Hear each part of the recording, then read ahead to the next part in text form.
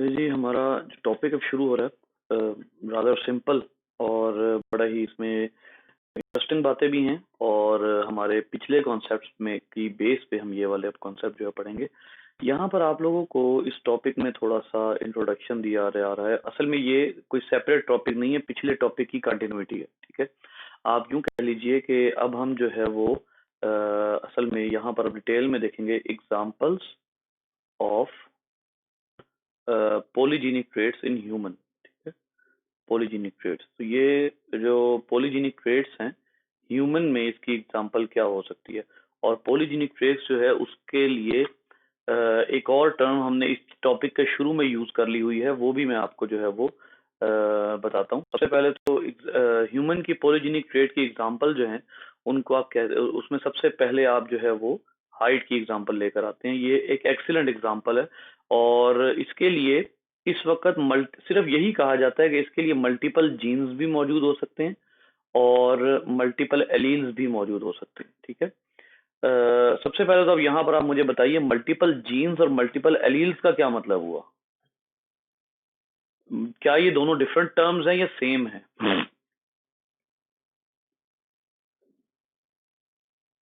जी, ये concept clear करें यहाँ पर, तभी जो है वो इसको पढ़ने का जो है वो मजा आएगा कि मल्टीपल जीन्स और मल्टीपल एलील्स में कोई डिफरेंस है या नहीं है।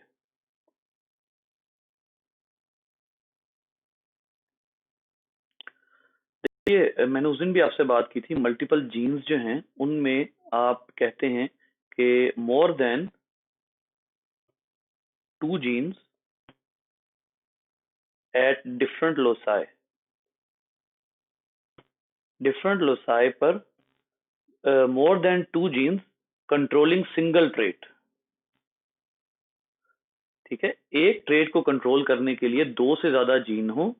ठीक है, उनके लोसाई भी क्या हो, उनके लोसाई भी जो है वो डिफरेंट हो। ठीक है, तो ऐसी सिचुएशन में जब एक कैरेक्टर हो और कई पेयर ऑफ जीन्स हो तो उसको आप कहते हैं मल्टीपल जीन वाला ट्रेट।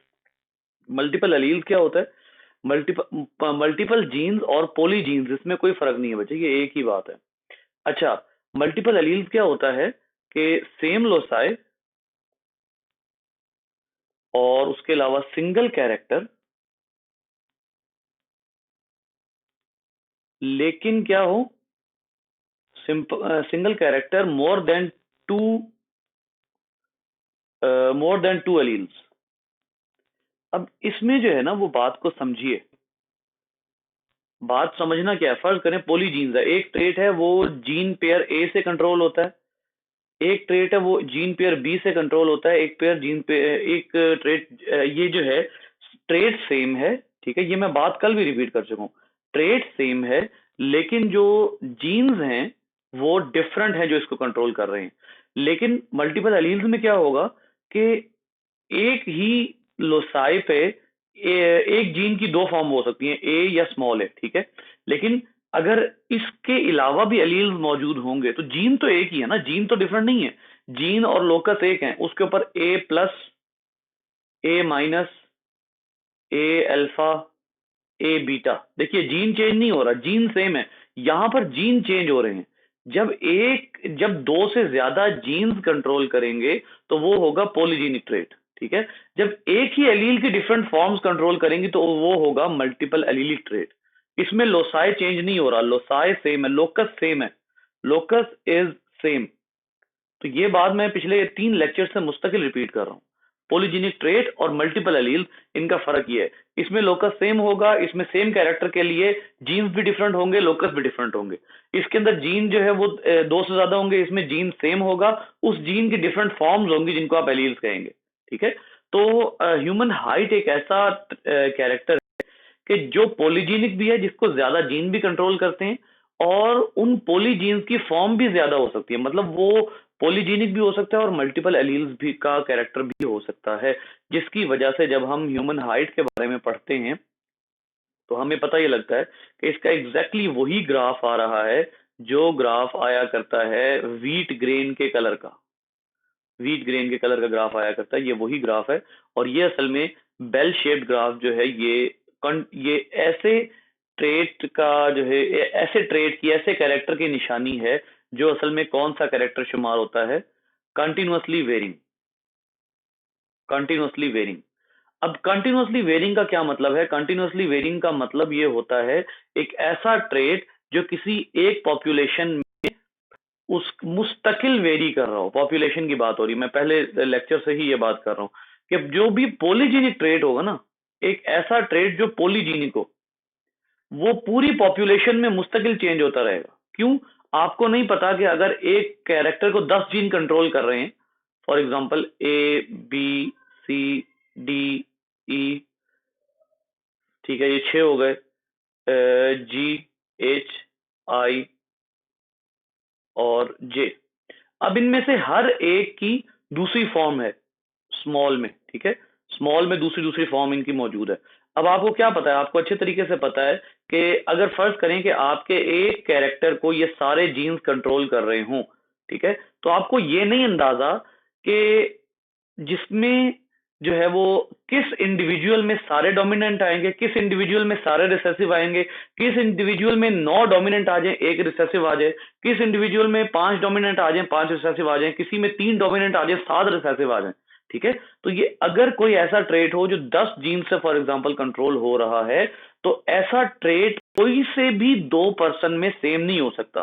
क्योंकि सम टाइम होता है जैसे एक ही माँ बाप के 2 बच्चे जो हैं, एक जो है उसके 6 फीट हाइट होती है, दूसरा 5'5" पे रुक जाता है।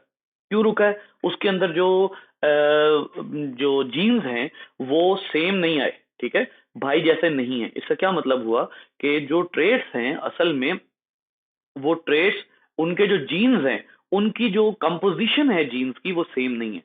फॉर एग्जांपल अगर एक भाई में 7 डोमिनेंट है 3 रिसेसिव है, तो दूसरे में 6 डोमिनेंट 4 रिसेसिव होंगे, ठीक है, ऐसा भी हो सकता है।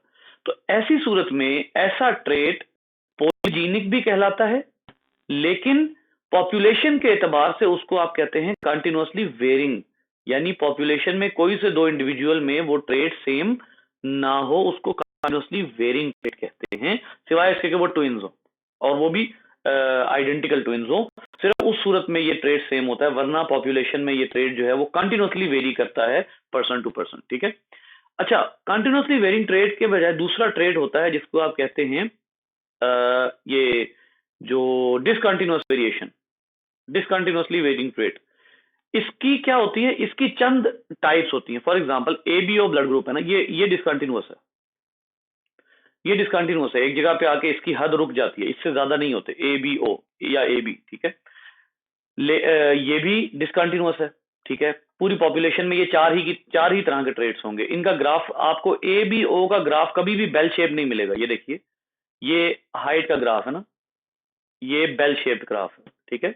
अब आपको डिसकंटिन्यूअस का ग्राफ कभी बेल शेप नहीं मिलेगा।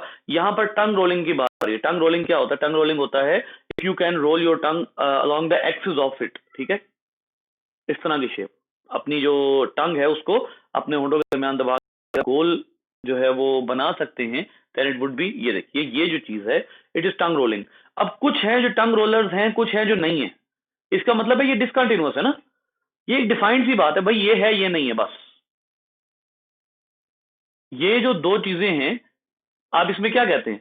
इसमें आप कहते हैं ये हैं कि ये 2 सिचुएशंस है कि भाई एक है एक नहीं है, बस ये डिसकंटिन्यूअस होते हैं। कंटिन्यूअस क्या है? एक बड़े सीक्वेंस से चलना, ठीक है। तो डिसकंटिन्यूटी जो है वो इन ट्रेड्स में ये डिसकंटिन्यूअस ट्रेड्स होते हैं जिनकी एक या यस होता है या नो होता है, ठीक है। इस तरह के डिफाइंड ट्रेड जिनमें हो उनको डिसकंटिन्यूअस कहते हैं। अब आप में से हो सकता है कोई टर्म रोलर हो, कोई हो सकता है ना हो, जो है वो आप खुद ही गेस कर सकते हैं। बारिश हो रही है? हाँ बारिश हो रही है। अरे, इसके बाद आया था जीन लिंकेज। अगर आपको याद हो, मैंने आपको जीन लिंकेज के बारे में पढ़ाया हुआ है, ठीक है। थोड़ा सा मैं आप लोग करवा देता हूँ, मे बी आप लोगों ने वो वाला लेक्चर, आप लोगों की किस लेक्चर में मैंने बात की थी जी, मेंडल के सेकंड लॉ पे जो एक्सेप्शंस थी ना, मैंने कहा था कि मेंडल के सेकंड लॉ पे कुछ ऑब्जेक्शंस लगाते हैं हम कि कुछ सिचुएशंस में मेंडल का सेकंड लॉ अप्लाई नहीं होता। उसमें मैंने आपको कहा था कि अगर आप एक क्रोमेटिन थ्रेड जो है उसको डुप्लीकेट करते हैं, ये आपका एक क्रोमेटिन थ्रेड है, इसे क्रोमेटिन थ्रेड को आप डुप्लीकेट करते हैं, ये आपने डुप्लीकेट कर लिया। इसको डुप्लीकेट करने के बाद आपने जो है वो किस में कन्वर्ट कर लिया? क्रोमोसोम में, ठीक है। अब जो बात है यहाँ पर वो ये है कि सबसे पहले तो आप इस एक क्रोमेटिन थ्रेड को सिंगल फॉर्म में एज्यूम करें। सिंगल फॉर्म ये है इसकी सिंगल फॉर्म, ठीक है। अच्छा, ये जो सिंगल फॉर्म है इसमें आप क्या देखते हैं, इसमें आप ये देखते हैं कि ये वाला क्रोमेटिन थ्रेड इधर से शुरू हो रहा है, 3 नहीं लिखते इसको, हम कहते हैं जी यहां से शुरू हो रहा है और यहां तक जाकर खत्म हो रहा है और इसके दरमियान में कोई भी ब्रेकेज नहीं है, कोई भी जो है दरमियान में डिस्टेंस इनका नहीं है। ये जो सिचुएशन है इसमें आप कहते हैं कि genes are physically linked. Genes are physically linked, इसको आप जीन लिंकेज कहते हैं, ठीक है। और ये जो फिजिकल लिंकेज होती है जीन्स की, फिजिकली लिंक्ड, इसके बारे में मैंने आपको जो है वो अब यहाँ पर हम एक बात डिस्कस करेंगे। सबसे पहले तो इस बात को समझ लीजिए कि ये एक जो क्रोमेटिन थ्रेड होता है ना, बल्कि एक होमोलॉगस जो पेयर होता है क्रोमेटिन थ्रेड्स का। अब ये देखिए फॉर एग्जांपल ये होमोलॉगस पेयर है क्रोमेटिन थ्रेड का ना, ये होमोलॉगस पेयर है, ये दोनों आपस में होमोलॉग्स हैं, ठीक है। तो अगर ये दोनों होमोलॉगस पेयर्स हैं तो उसके बाद क्या होगा कि अब आप देखिए कि इन दोनों को सिंगल लिंकेज ग्रुप कहा जाएगा। ये एक लिंकेज ग्रुप है, ठीक है। अब अगर ये एक लिंकेज ग्रुप है तो अब मुझे बताइए कि हमारे सेल में कितने लिंकेज ग्रुप्स हैं।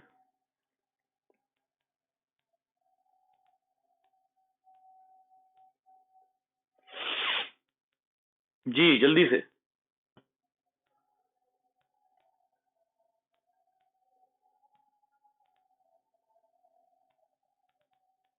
कितने लिंकेज ग्रुप्स हैं?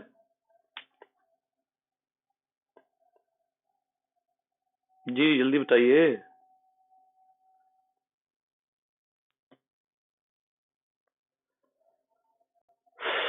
हमारे जो न्यूक्लियस है उसके अंदर टोटल 23 लिंकेज ग्रुप्स हैं।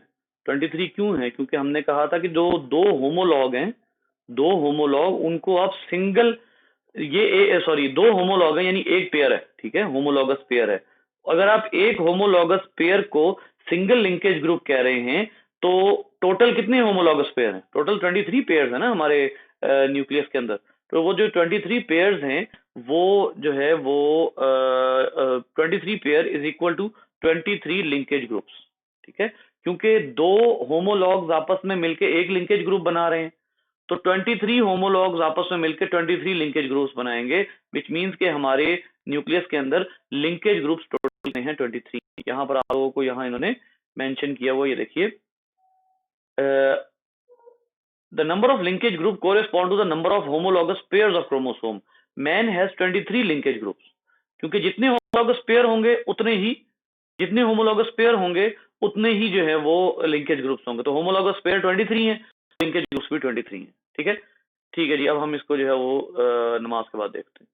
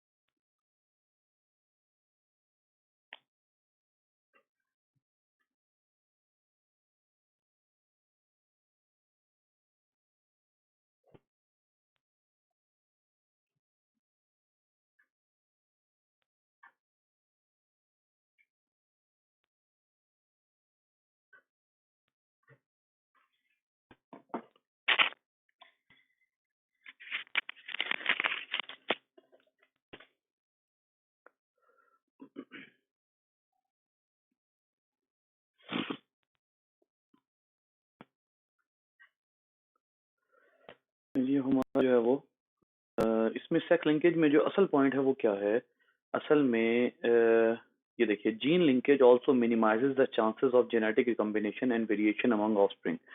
आपको याद होगा कि और ये देखिए link the genes whose loci are close to each other do not obey Mendel's law of independent assortment।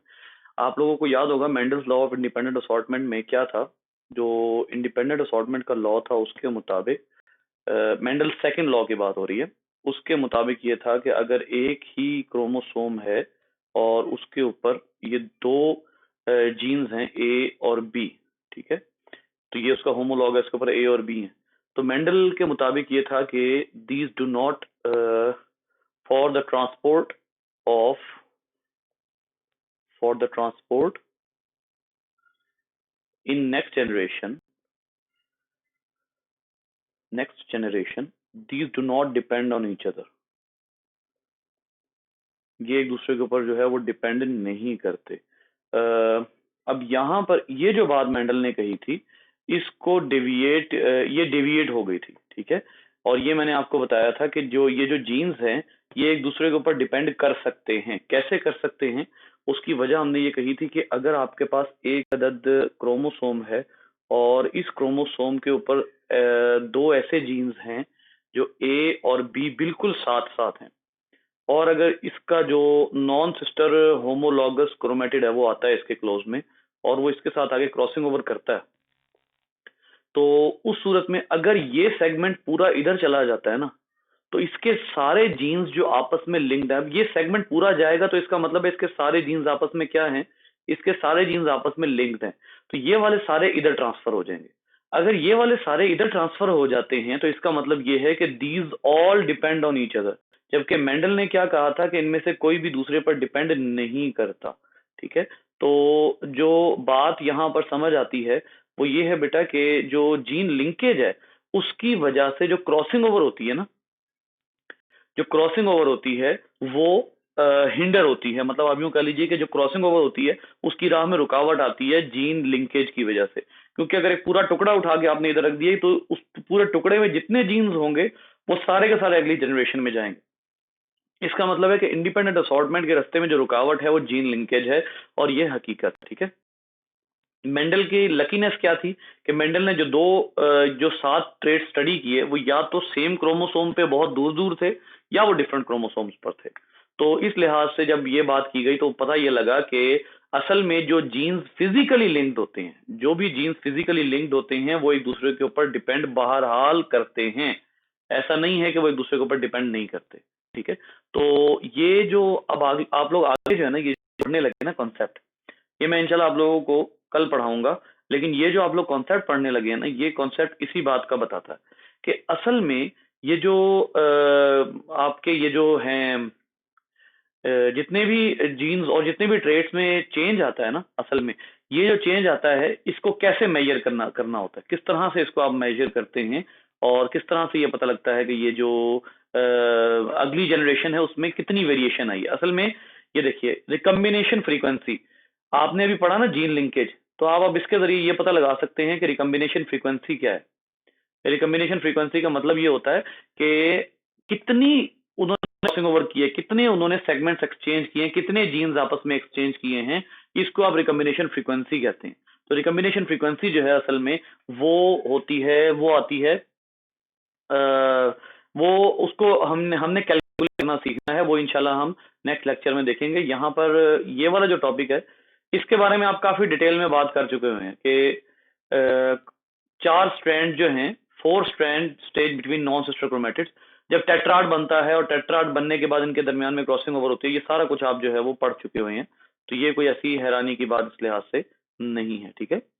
तो यहां तक जो है इस डायग्राम ये आप लोग पढ़ चुके हुए हैं, और अब आप देखिए कि उसने आप लोगों को crossing over between the genes जो है वो बताई हुई है कि ये जब ये क्रॉसिंग ओवर करेंगे तो ये पेरेंटल रहेगा, ये पेरेंटल रहेगा, दरमियान वाले दो अगर अपने जीन एक्सचेंज कर लेते हैं तो इनको आप कहेंगे रिकम्बिनेंट, ठीक है। यानी जो अपने जीन एक्सचेंज नहीं करते उनको आप पेरेंटल क्रोमोसोम कहते हैं, और जो अपने जीन एक्सचेंज कर लेते हैं उनको आप रिकम्बिनेंट कहते हैं। तो ये जो रिकम्बिनेंट होते हैं फिर हम इनकी फ्रीक्वेंसी काउंट करते हैं, इस हद तक रिकम्बाइन कर चुके हुए हैं, ठीक है। तो ये जो है वो आप अब इसमें actually combination frequency find out करना जो है वो सीखेंगे इंशाल्लाह, हम जो है वो देखेंगे।